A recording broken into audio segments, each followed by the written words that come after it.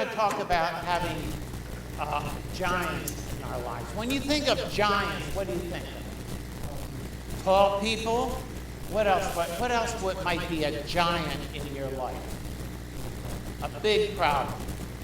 What else describes that big problem? A health issue? A giant is something that's a lot bigger and stronger than you are, right? So when you look at a giant, which way you look? You're looking up, right? And then maybe you back away from it. My brother was a giant. Me. He was 6'4". He could tie his shoes without bending over. He had these long arms. And, you know, he was just a big guy, a muscular guy. And I tried to fight, you know, wrestle. Or boys, the old boys wrestled. Did you boys wrestle? You know that? Is that a shock? Anyway, you know, they wrestled. And guess what? Every time I pulled a knife on him, he still won. But, you know, we look at these big giants and we think, oh my goodness. There's no way, right? If it's that big, there's no way. I am going to lose. You know, the fix is in when you look at a giant. And the giant in the Bible that everybody thinks about is Goliath, right? And Goliath, you know, as big of a reputation as we have, it didn't take long. He's only in one chapter. That's it. He shows up, gone. And so, you know, we're going to look at this. So he sort of fits the mold of this, you know, this character that appears out of nowhere, does his thing, and then is gone. So what do you know about Goliath? What do you know about him?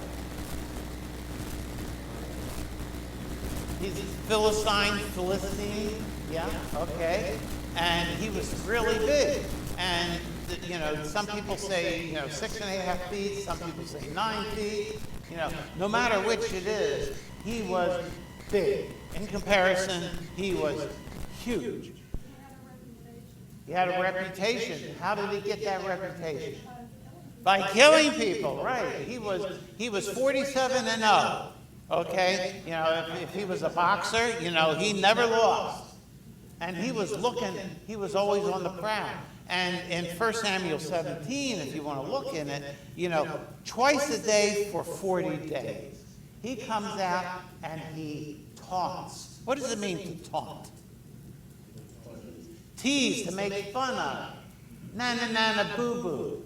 Right? It's like, you know, I'm bigger, stronger, and he teased them. He said, you know, you guys send the guy out here, I'll fight him, and whoever wins, the other guys are going to be our slaves, right?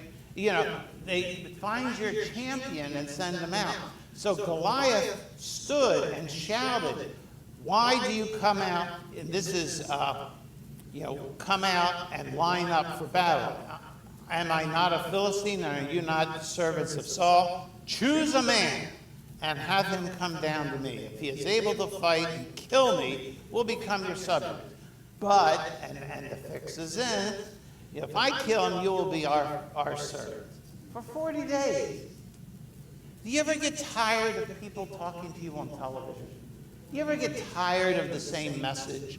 Do you get tired of the same email offering you, you know, the deal of the century? Do you ever get tired of those things? Do you ever get tired of the calls and the postcards and the letters about Medicare supplements? You know, they just keep coming, and what happens then? They keep coming. And so for 40 days, they're getting this same message. How do you think they felt about hearing this same message for 40 days? Sick of it. Tired of it. And what have they been doing for 40 days? I mean, these guys aren't camped, you know, out by the Grand Canyon where, you know, you can walk and get a Burger King, you know, and they got restrooms and they got Wi-Fi right there for you. You know, I'll tell you, I've been where this is. It's in the middle of nowhere. Okay? So they're camped out here for 40 days. Nothing's happening except this message. They keep getting the same message. And David, remember, David comes up, and what does David say? I'll fight him, right? This little, and is David a big burly guy? What is he? He's a runt of a kid. He's just a kid. And is he a special kid? Has he been going to kung fu training all of his life? What's he been doing? He's a shepherd. He's a kid. He's a shepherd. What are his qualifications to fight this giant? He knows how to use a slingshot. Humanly speaking, what is he? He's a nothing. He's a nobody. What's his record? Nobody knows. You look at Goliath, you look at David, and you say, I'm putting my money on the big guy, right? That's what he said. So David finally convinces them. They go out, and so David comes out to meet. This little kid comes out to meet this giant. And what do you think the giant says? What do you think the giant says? Yeah, that's the Hebrew. Pip squeak. Pippus, or in Latin, Pippus squeakus. Right? Yeah, he's insulted. Oh my, what is wrong with you? I'm this big burly guy. I'm huge, and you're sending out this kid? He says, am I a dog that you come at me with sticks? The sling with sticks? And the Philistine cursed David by his gods. Come here, he said, and I'll give your flesh to the birds and the wild animals. Remember when Chris was talking about somebody cut them off, and that is exactly what Goliath is doing. This is an insult. How dare you? Do you remember the last time you were insulted? What happened? You think about it. How did it feel? It felt bad. Where did it, was it like a cut finger? No, where was it? It's inside. I'm sorry? You felt small. Ooh, how good is that? You were embarrassed. And usually it happens in front of other people, right? It's one thing to be embarrassed privately. But it's another thing altogether to be embarrassed in front of a big crowd, isn't it? And you shrink, you feel, and then the bubbling happens. The anger, right? Then the anger starts to pop up, starts to percolate, starts coming up. And so, he's been cursed out. If anybody says there's cursing in the Bible, here it is. There's cursing in the Bible. Goliath curses David. Which brings the question to you and to me. How do we handle our giants? We have giants. Is this how you handle your giants? Is this, you look like this going up against this giant, immovable object or immovable person, and you think, this ain't happening, is it? And you look embarrassed, don't you? In comparison. I was thinking, okay, let's be creative here. What can this little kid do to take down the big guy? What could they do? Pray. Okay. Okay, maybe bring out a bazooka.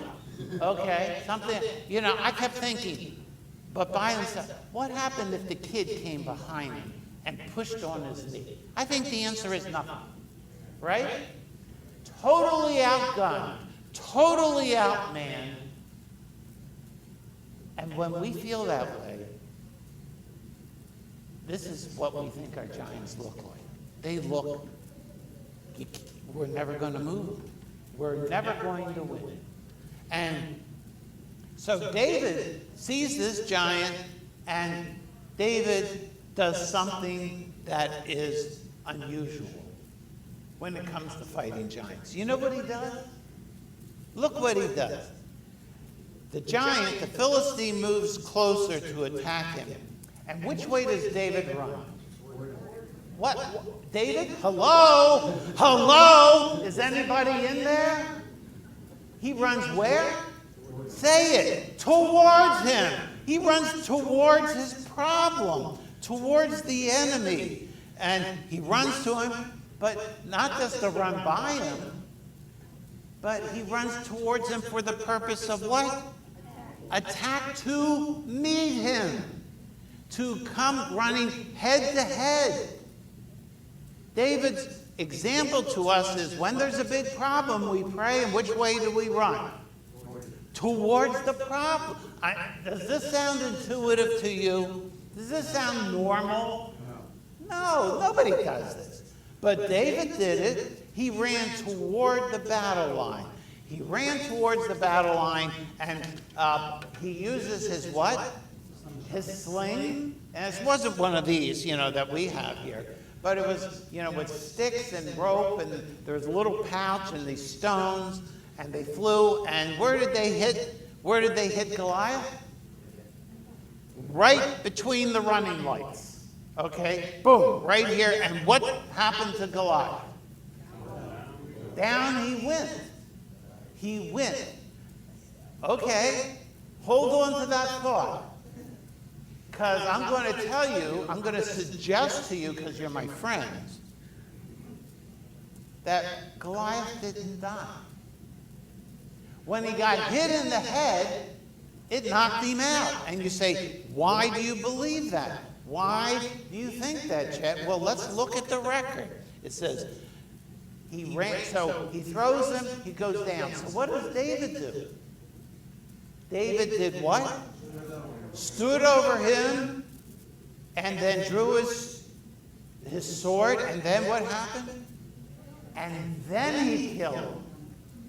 He was knocked cold, and then David doesn't run around, popping his jersey, you know how they do, or do the dance at the end of the end zone, kind of thing, He didn't do that. What did he do? He ran up to his enemy, and he killed him. And then he cuts his head off with Goliath's own sword.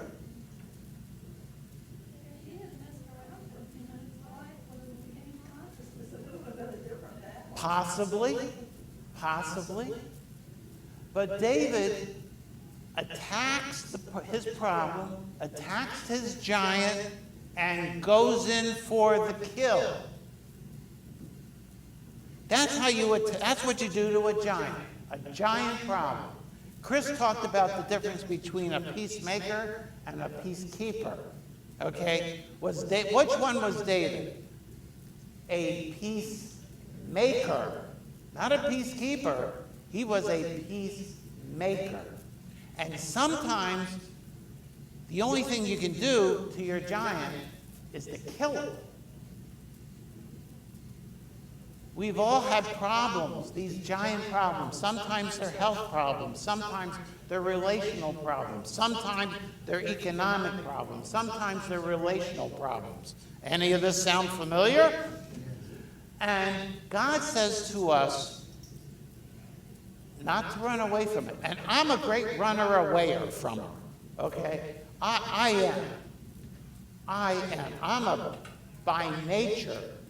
I don't know if it's because of the home I grew up with and the yelling and the screaming, or it's my DNA, the way I was made. I don't know. Doesn't matter.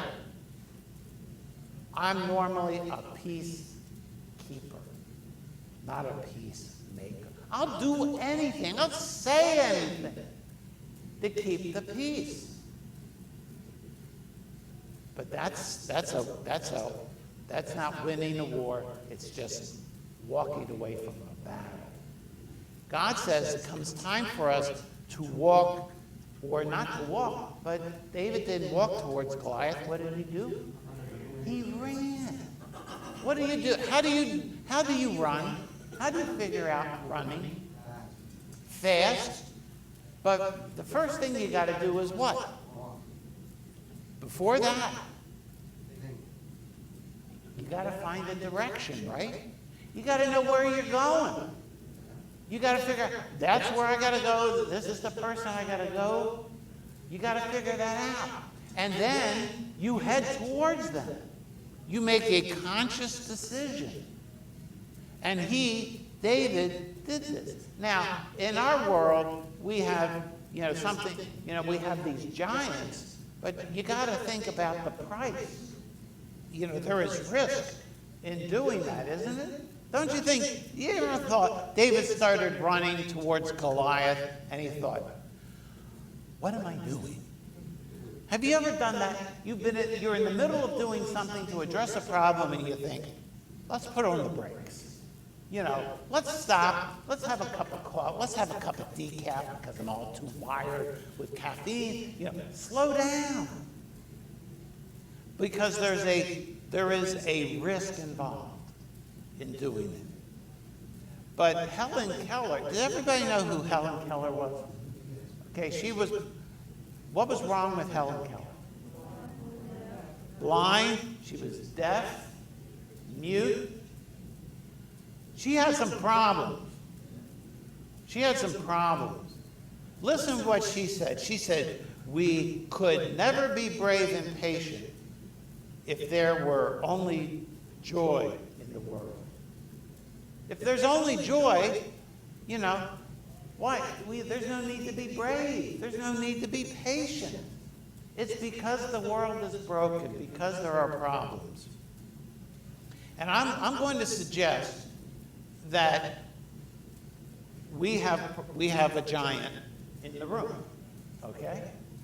And I'm not going to talk about the giant of politics. I'm not going to talk about the giant of the economy.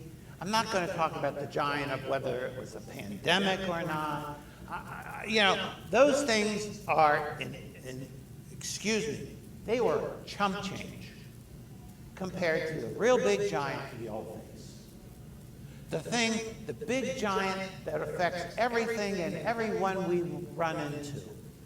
And that giant is whether they believe there's a God or not.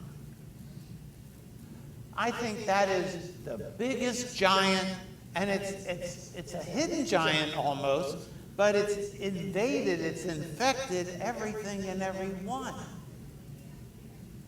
So it becomes pervasive. That when you meet someone, when you're standing next to someone in line, most people's assumption is there is no God. And because of that, I get to do whatever I want. Why should I not cut in front of you in line? Right? Why not? I'm here. You're there. Life is for me, right? It's all about me.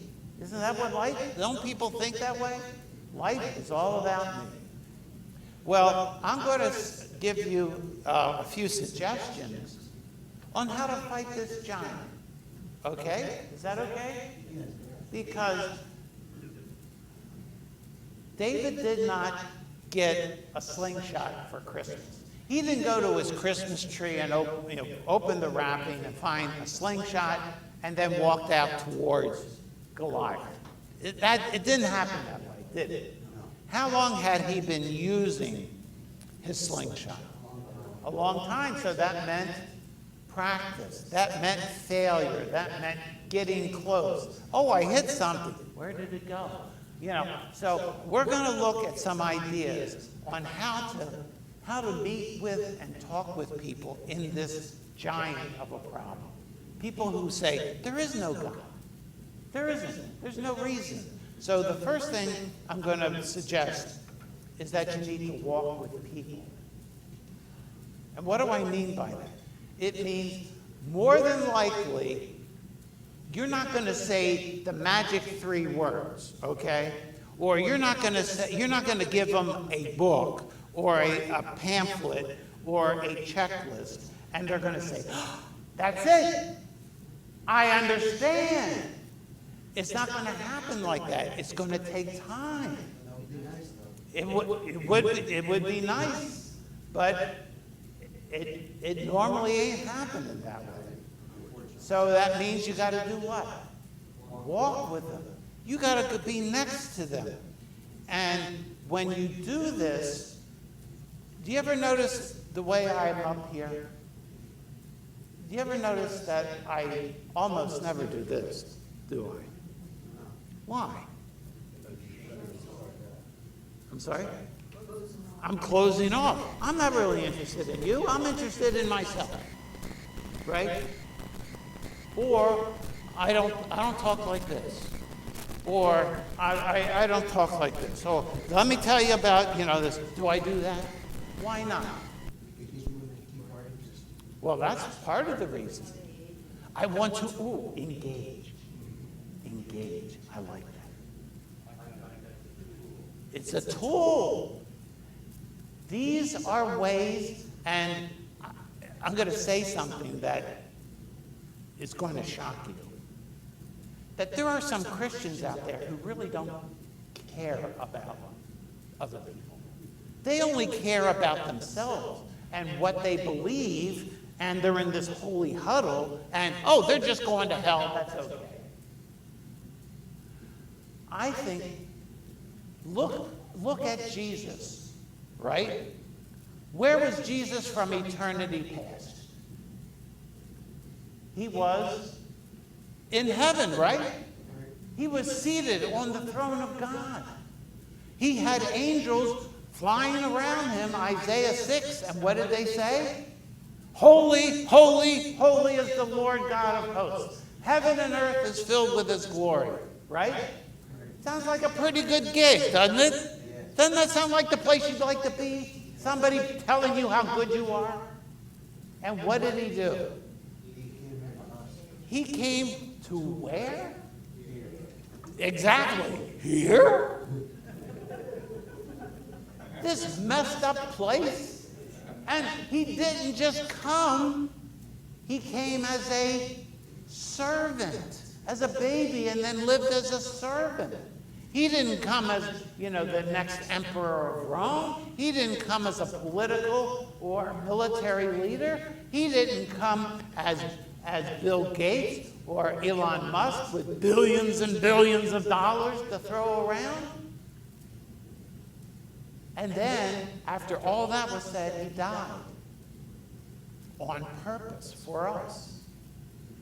He was willing to do that. He was willing to walk with us, if you will. Look at Hebrews, it calls him the great high priest. He experienced everything you and I did. Here's a couple of just little tips on what to do and what not to do when you're talking with people. Don't multitask. Don't use your phone. Don't pontificate. I like that one because I'm a pontificator. Pontificate, what does it mean? Speak down. Give your opinion. I'm an expert. That's me. I'm an expert on everything. Another thing is I talk, and if you talk, I talk over you. Because what I have to say is so much more important than any little thing you might have. Right? Ask open-ended questions. Don't ask, do you believe in God? Because the answer is usually what? Yes, no. Did you go through the red light? Yes, no. Those are yes, no questions. Did you stop at that stop sign? Yes, no question. No, it's a Hollywood role. So anyway, open and go with the flow. Allow people to have a conversation. Because have you ever said you're going to have a conversation and it went exactly the way you planned? It never does. And allow them, show them the privilege and the honor of taking you down a rabbit hole. Do you know what I mean by say down a rabbit hole? Go off track. I have a great friend. I've been friends with him for a long time. Lives in another part of the country, and he will bring up the oddest things at the most inappropriate moments. But it's like, if that's what's important to him, okay. And if you don't know, say so. If somebody asks you a question, just say, I don't know. Be humble with them. equate, don't say, oh, this is the one. I hate these words. I hate this phrase. I know exactly how you feel. Have you ever? The answer is you don't. Okay? I don't. We're different people. Try not to repeat yourself and stay out of the weeds. Give people the privilege how you want to be treated when you allow them to talk, allow them to get it out in the open. Here's a few other things. Please, please, please tell me. When somebody says, I'm frustrated or I'm angry or whatever, say, hey, would you please tell me? I'd like to know. Why are you that way? Help me understand. Tell me more. What does tell me more say? I'm listening and I'm interested in you. Right? Tell me more. I'm interested. And also, can you please explain it? They'll talk about a situation and say, help me understand. Explain it because I'm not going through it with you. What is it about this particular thing that has hurt you, that frustrates you? Explain it. Open yourself up to them. And finally, can you give me an example about that? They say, I'm frustrated. Well, can you give me an example of how that works out in your life? It shows them that you love them, that you care for them. Listen. And when they talk to you, you know what they're going to tell you? They're going to tell you things that are important to them, aren't they? They're going to say things, when they're about the brokenness in a relationship. That's important to them.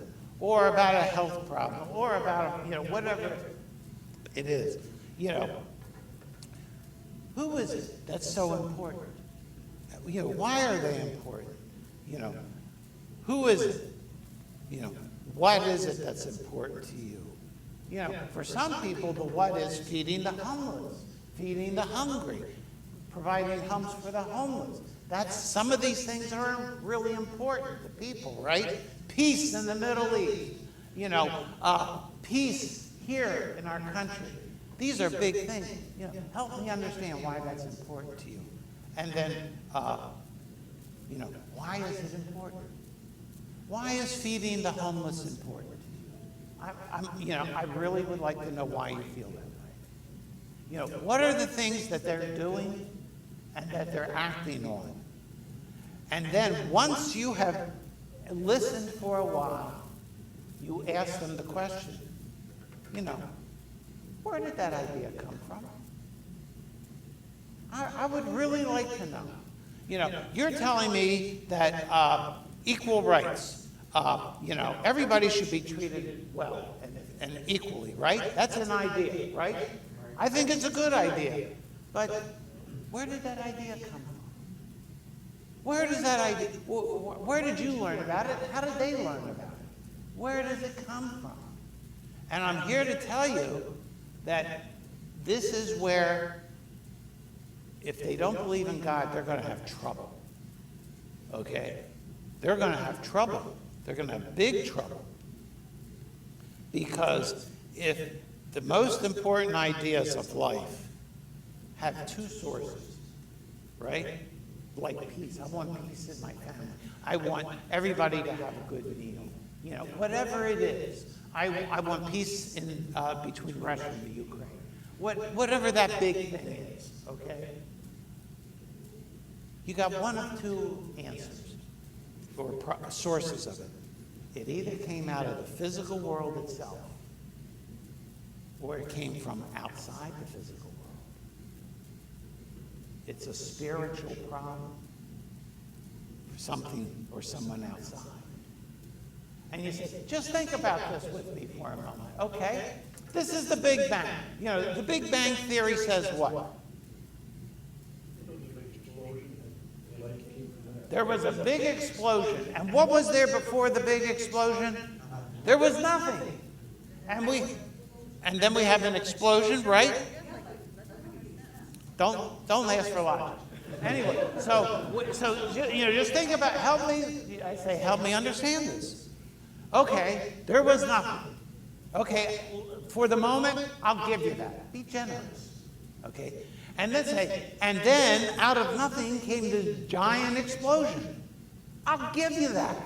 I'll be generous. I'll give you that. So you're telling me that out of this explosion came you and me? Really, help me understand that. I'm not the smartest person in the world, but my whole experience says when something blows up, what happens? Things get destroyed. Do things get created? No. What do I have to do to make my car break down? Nothing. Right? The oil comes out of it? Ignore it. Please do. Right? That doesn't matter. Things don't happen for no reason. There are no accidents. Accidental explosions don't create things. I'm going to blow your mind right now, I promise you. Most of us you're not as old as I am, but we were taught this, right? Atoms, protons, neutrons, right? That's it. We got molecules, atoms, right? That's it, right? No, not at all. We now have 17 different subatomic particles. And, you look at this thing and say, where's the proton?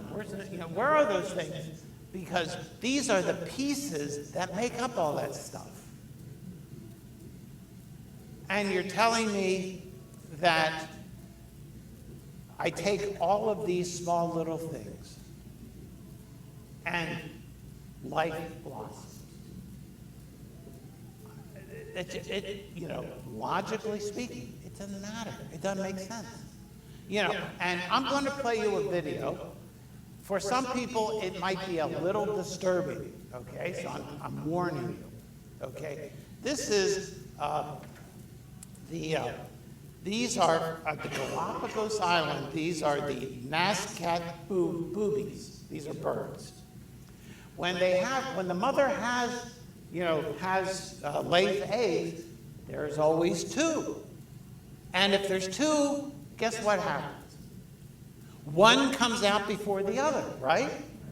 So you have one comes out before the other, then the second one comes out, right?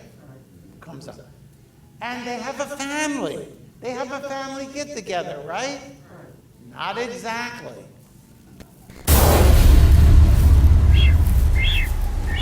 Cain has one goal in mind. To get his kid brother as far from the nest as possible, where he is sure to die. It's a ruthless act of self-preservation. The helpless younger chick has only one hope. Mom.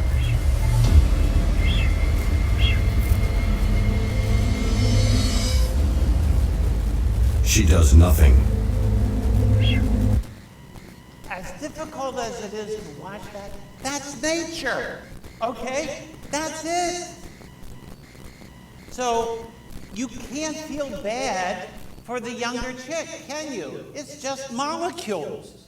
The older chick is just doing what an older chick does, which is, pinch it and kick it, get it out of the nest, starve it to death. And then, once it's dead, guess what they do? They eat it. It's lunchtime. Okay? Now, here's another example. This one's a little bit funnier. Everybody hear of a cuckoo clock? Right? So there's these birds called cuckoos. Imagine that. Well, cuckoos are really cuckoo. Okay? They don't make their own nests. Did you know that? They lay their eggs in other nests from other birds. And they like the reed warblers, they like to lay their eggs in the reed warbler nest. So you got the cuckoo egg, and then you got the other eggs from the reed warbler. Guess which one always hatches first? The cuckoo. And what does the cuckoo do in this blended family? Watch. Gets his back together, pushes it out of the nest. Gets the first one. And then it says, well, I feel some more, so I better get this one out of here too, and pushes it out, almost falls out of the nest.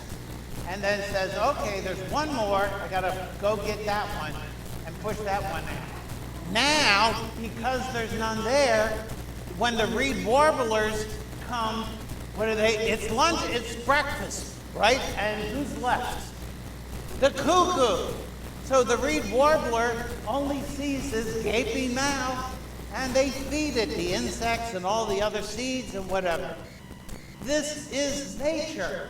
This is the result of an explosion, okay? There is no morality here. There's no right or wrong, okay? I was born 7 years, and my brother should have pushed me out of the nest, right? Why not? There is no morality. There's no right or wrong. All I got are these atoms and these quarks and these bosons and these subatomic particles. There is no right or wrong. And we say, well, those are just animals. No, it's not. Because when it comes to us, guess what? We're just an animal. We're no different than the cuckoo. We're no different than, the Nazca booby. It's survival of who? The fittest, the strongest.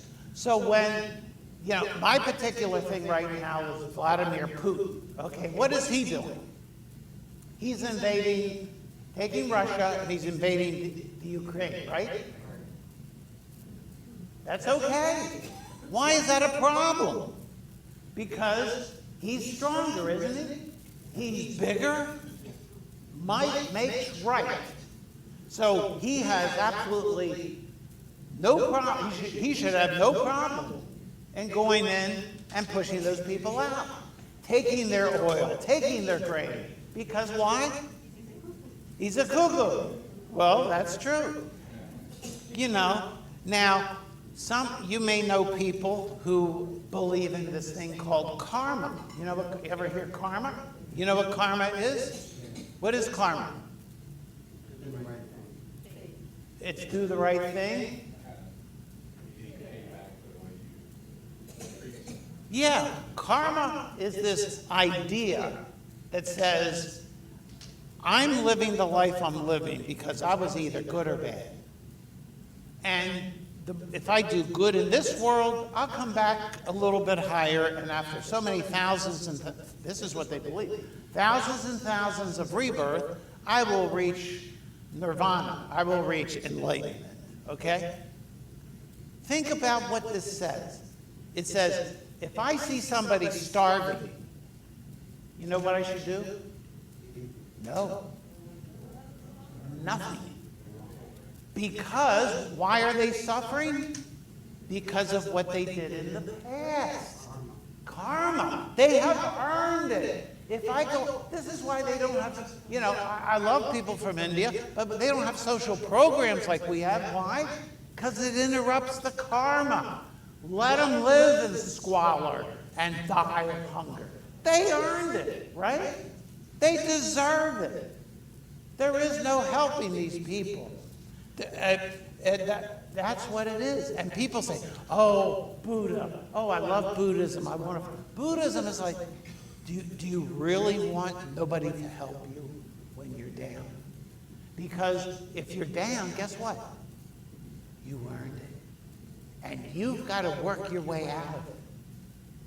That's what karma says. I just lovingly say, I like you.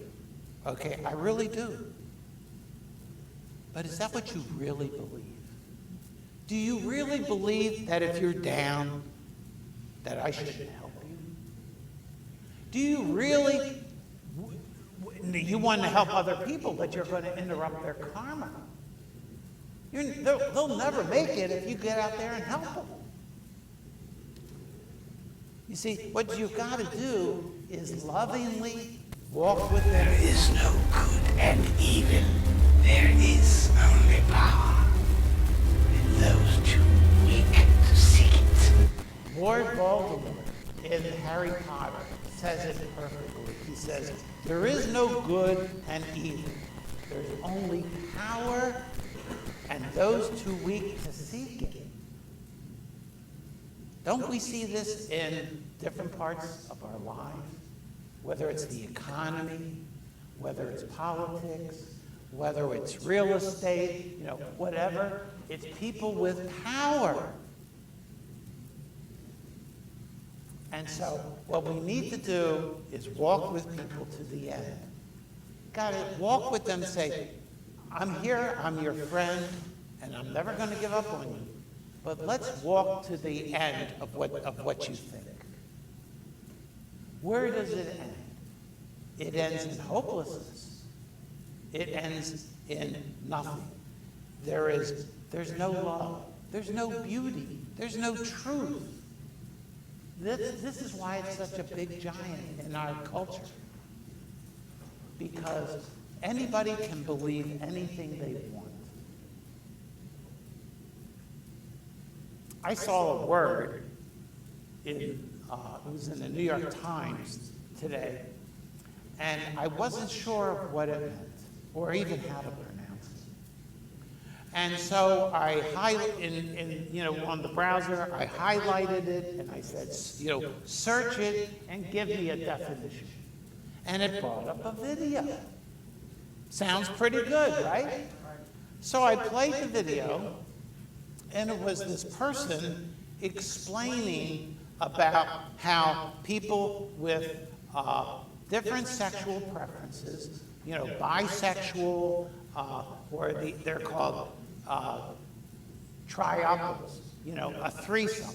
That's a couple. Instead of like two people, it's three people. And this is all good. This is all fair. This is all right. Because there's no truth, they can do whatever they want. And nobody has the right to tell them any different. No one has the right to tell them any different. So how do we do this? How do we learn to do this? You're saying, Chad, I can never do what you do. The answer is yes, you can. And you can do it better. Because you're going to do it in a way that's yours. And here's the way to do it. Did anybody watch or see in the news the thing about SpaceX and the rocket that went up? What happened? This is what happened, right? Kaboom! After I think it was 4 minutes and 45 seconds, traveling at about 1,400 miles an hour, had 33 engines that are gulping 40,000 pounds of fuel.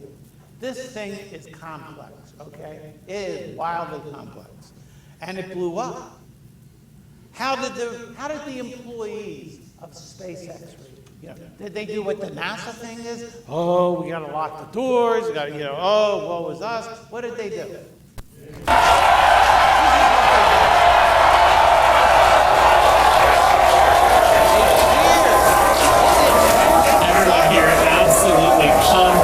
To clear the pad and make it this far into the test flight, the first integrated flight of the... They jumped up and down and celebrated. I'm glad you asked. Oh, you are so good. Let me play an explanation for you from a former astronaut who was at NASA and then was at SpaceX for a while. Listen to his explanation. This is a classical SpaceX successful failure.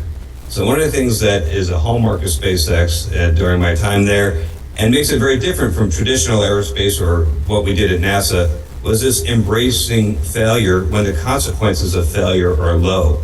In fact, when beginning to design something new, you look for opportunities to create chances to fail, even spectacularly sometimes, early on and often, so that you can learn as fast as you possibly can. Now, let's be clear. The spacecraft was empty. This was a test, okay? And that was about $1 billion on the launch pad, okay? Yeah, they're figuring it out. But did you hear what he said? Fail fast, learn fast. Fail fast, learn fast. This is the way they did it. They encouraged it. They celebrated. They were popping champagne because they failed. It got off the pad. That was the huge thing. It cleared the tower. And they celebrated that. It went further. That's even better. And then it blew up. It blew itself up. And I think you and I need to go looking for places to fail. Now, I know that sounds not normal, right? But it's me, so give me a minute, okay? We need opportunities to fail. Where if you do, it's a time to learn, and the results aren't that bad. I mean, we're not talking about a Challenger blowing up with people in it. We're talking about it was a failure early on, and they're already planning for the next launch, because they're going to take what they learned from this one and apply it to the next one, and keep applying it and iterating, doing it over and over and over again. So I'm going to ask you, where can you go and fail? Go look for places to fail in trying. That's easy. It can be, but yeah, I go in, I know I'm going to fail, but then come back and say, what did I learn? And for me, you know what a Petri dish is? It's those little glass containers, has a glass top, glass bottom, right? And they put this stuff in it, and they grow bacteria in it, right? And they clean it out, and they throw it away, and they take another test. So it's for testing, quick testing. Think about, you do blood work, right? They draw the blood out of your veins. What do? They test it. They use a machine to look at it, to measure it, right? And it usually doesn't take a long time. Some tests, when I'm giving blood, they do a test on, to check my red blood count, my crit, see if I got enough good stuff in there, right? We need to look for places where we can have what I call your experimental station. For me, mine was in the back of an airplane. I used to travel like 80% of the time. And I was on a plane all the time. And I said, I used to say, oh, God, why am I on this plane? And then God said, because you're going to sit next to somebody you're never going to see again. This is an opportunity to share Christ. And if you fail, that's okay. So rather than, oh God, what am I doing on this plane? It was, oh God, what am I doing on this plane? And look for opportunities to talk to the person next to me. And I would learn, I would say things, and I could immediately see reactions. Well, that didn't go over well. Or that really poked a question. I was on a plane flying from Hartford, Connecticut to Orlando, and I'm sitting next to this guy, okay? And if you were to look at this guy, you would know that he is a biker, okay? What things come to mind when I say you look at him and he's a biker? Tattoos, right? Piercing, right. I'm sorry? Yeah, whole thing, dressed in black. Black the top to bottom, a black hat, dark sunglasses, leaning up against, the window. And I'm looking at all these tattoos. And I'm thinking, what do I say to this guy? Because I don't have any tattoos. Last time I rode a motorcycle was one of these little Vespas, and the only thing I could think of is I was going to fall off. So, you know, I am not in his world. What do I have to say to him? What can I say? So I just introduce, say, hey, how you doing? Nice flight. You know, da-da. Oh, why are you going to Florida? And he begins to tell me a story. How his girlfriend is sick. And he's coming down because it looks like she's going to die. And as I just listen, I just, you know, I turn away, I just, you know, help, you know, I want to hear this. And from behind, here he is, the tattoos, the whole thing.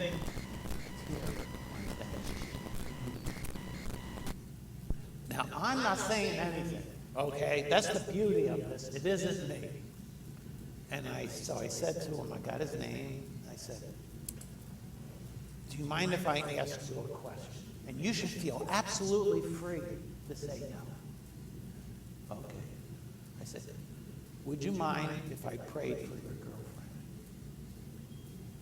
And he said, oh, would you? Oh, would you? And he gave me his phone number and his email address. And after we landed, I, you know, reached out to him through that. You never know who that person is next to you. Because, believe it or not,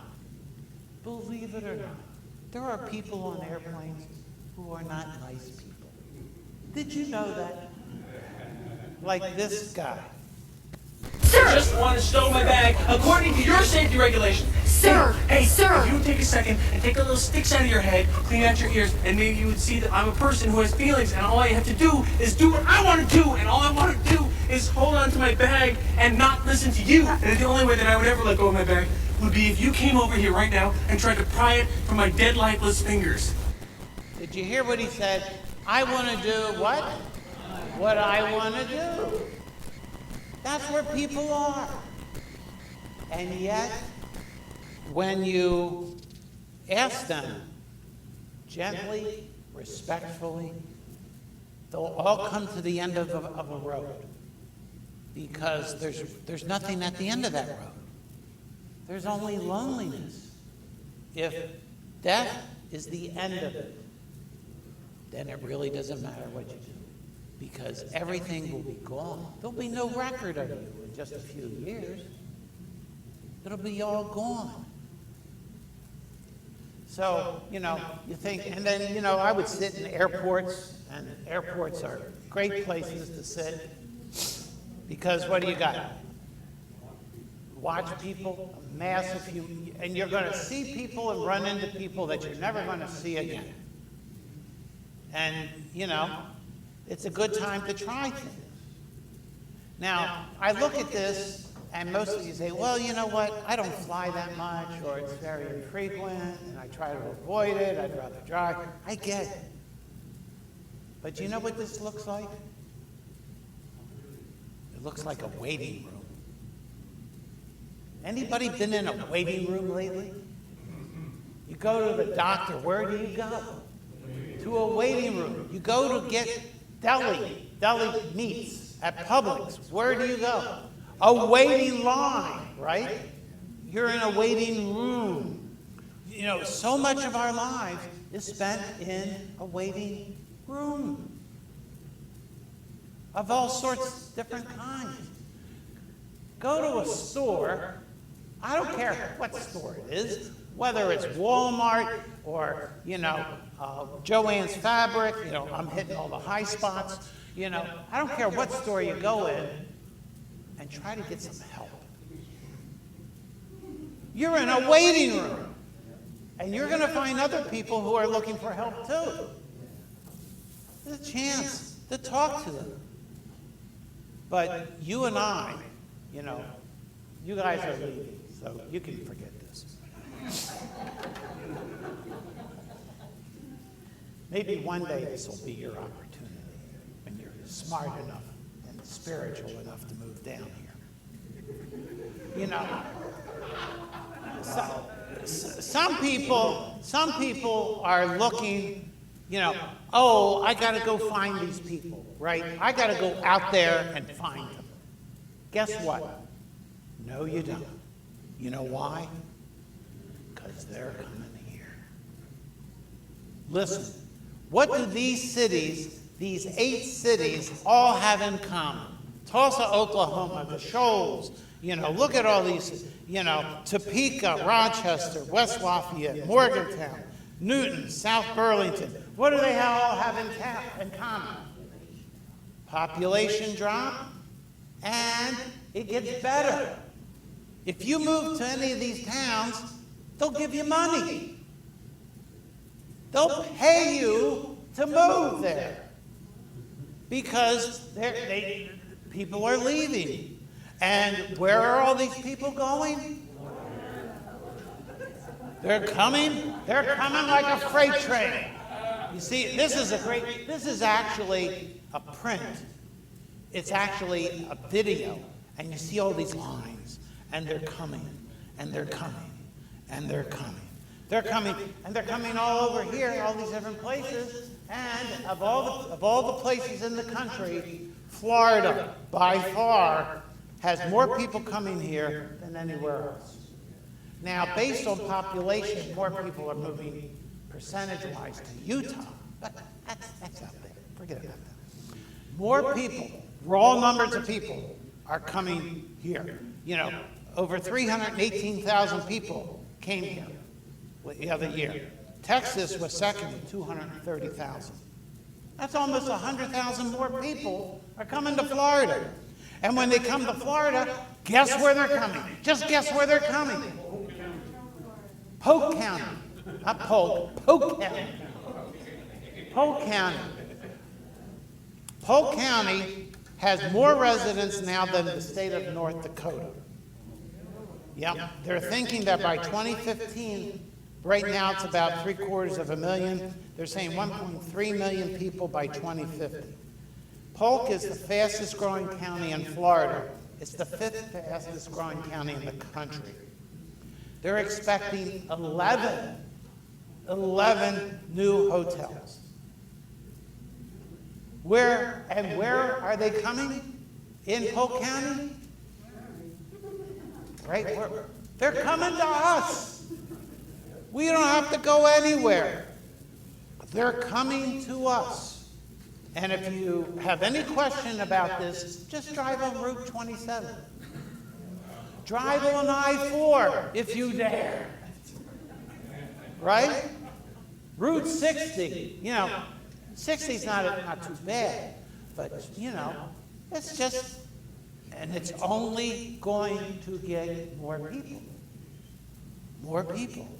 So the question is, what are we going to do? They're coming. Are we going to say, stay out of my sight? I want my, or say, this is an opportunity for the kingdom of God. These people are coming here. And I'm going to have these opportunities. They're coming. We don't even have to move. One writer puts it this way. He says, when you go out surfing, guess what? You can't make a wave, can you? You can't. So what do? You catch a wave. And in order to catch a wave, what do you got to do? You got to wait. And then what do? You wait. And you see it where? Out there, right? Behind you. And then what do? Do you just sit there? You get ready and you paddle to where the wave is going to be. You go there, and that's when you catch the wave. You spend a lot of time waiting. You don't know if it's the right time. And then you ride the wave, hopefully without wiping out. But you see, they're coming. They're coming. This is an opportunity to rejoice. So it's time now to get ready.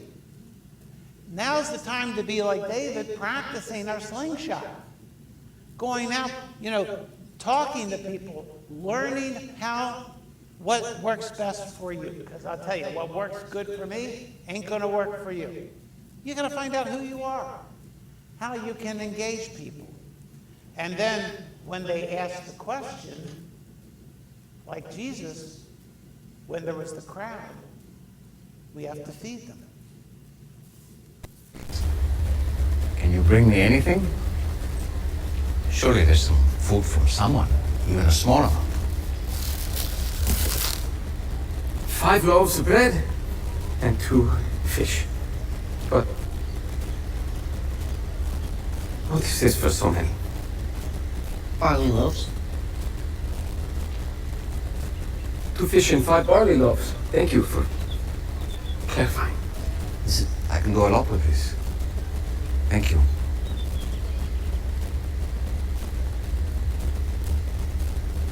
Blessed are you, Lord our God, King of the universe, who brings forth bread from the earth. But to find some bread.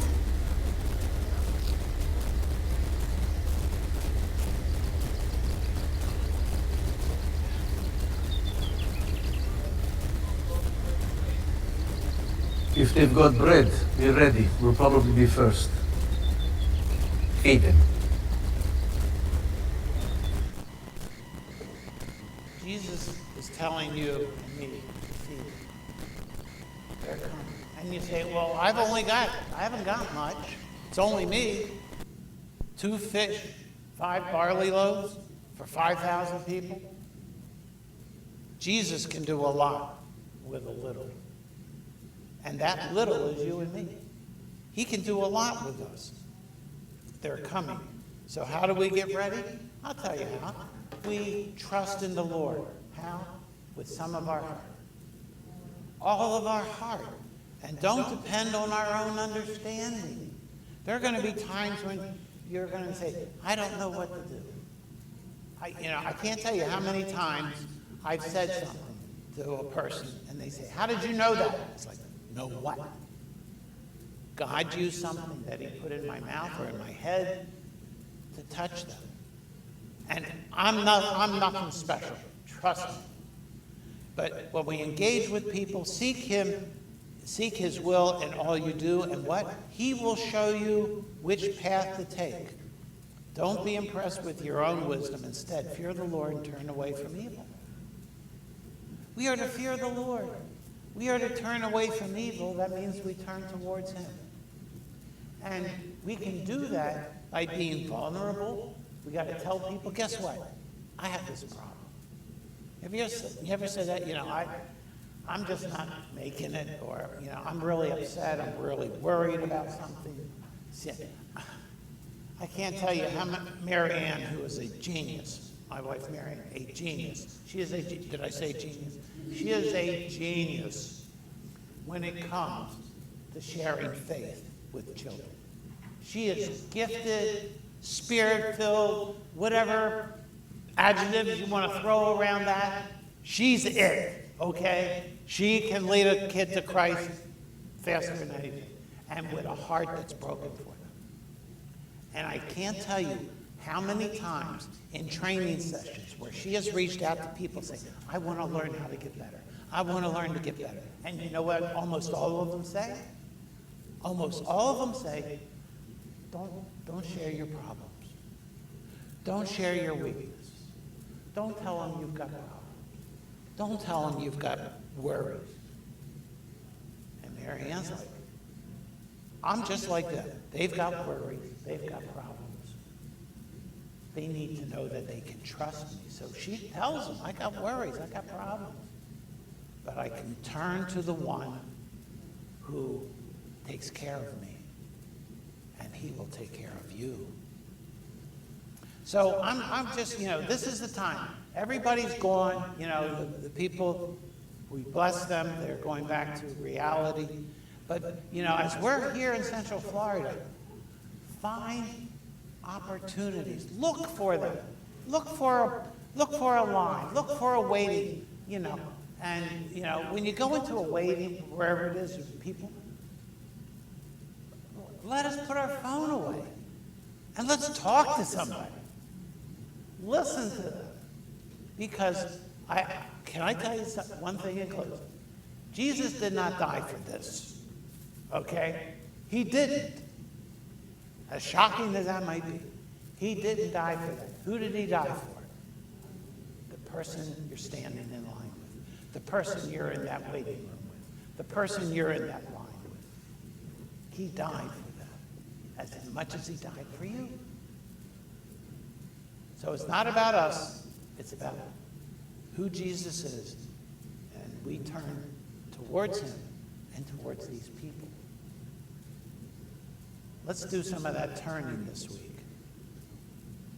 Allowing God to, and this is the biggest giant I can think of. Yeah, this giant is so much bigger than nuclear war, okay, which is about as bad as it gets.